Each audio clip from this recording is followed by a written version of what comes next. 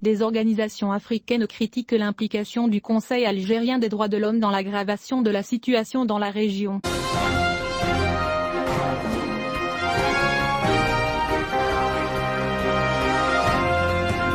Les organisations non gouvernementales africaines actives dans le domaine des droits de l'homme ont été surprises par la position étrange et négative du Conseil national algérien des droits de l'homme en envenimant la situation entre les peuples algériens et marocains et en poussant la région dans la confrontation et l'affrontement. Après de malheureux événements se sont produits dans la région de Bir Lalou, une zone tampon du Sahara marocain. L'Organisation africaine de surveillance des droits de l'homme et l'Observatoire sahraoui des médias et des droits de l'homme ont exprimé leurs profondes et graves préoccupations après la démarche injustifiée du Conseil national algérien des droits de l'homme, représentée par sa publication d'une déclaration qualifiée de partiale par l'algérienne autorité exécutive au sujet des allégations formulées par les responsables algériens et responsables de l'organisation Polisario selon lesquelles l'armée royale marocaine aurait forcé les hostilités contre 2 camions civils pour le transport international de marchandises entre l'Algérie et la Mauritanie, et classant l'incident comme terroriste sans obtenir d'informations confirmées sur les faits et en attendant la fin de l'enquête pénale par les autorités algériennes et les experts de la MINURSO pour découvrir la vérité sur ce qui s'est passé le 01 novembre dans la zone tampon de Bir Lalou.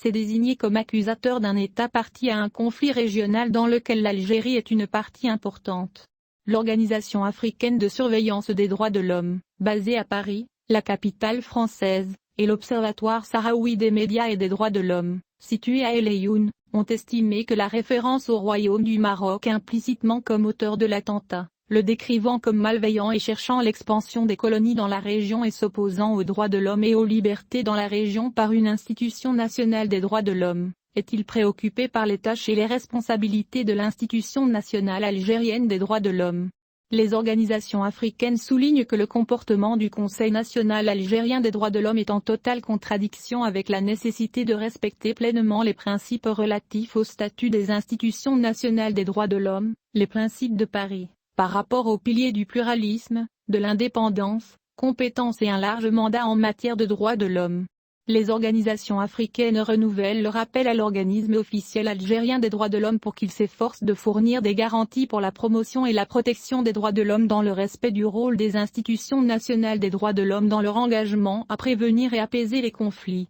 au lieu de répandre des discours de haine, glorifiant la guerre et l'incitation contre un pays voisin, en ligne avec les positions hostiles du gouvernement algérien contre le Maroc, qui sont liées principalement au développement du conflit du Sahara occidental. Les organisations non gouvernementales africaines considèrent que l'appréciation du Conseil national des droits de l'homme de l'État algérien pour la déclaration présidentielle de la nécessité de répondre durement à l'attaque est une étape pour une institution officielle des droits de l'homme qui ne peut être justifiée, flagrante du langage des droits de l'homme que doit parler la dite institution et des principes d'indépendance vis-à-vis de l'autorité, et une confusion entre le travail du Conseil en tant qu'institution indépendante et la coopération avec le gouvernement algérien. Les 2 organisations œuvrant dans le domaine de la surveillance des droits humains appellent l'Alliance mondiale des institutions nationales des droits humains à attirer l'attention du Conseil national des droits humains en Algérie sur la nécessité de respecter les principes de Paris et de se conformer pleinement à leurs exigences.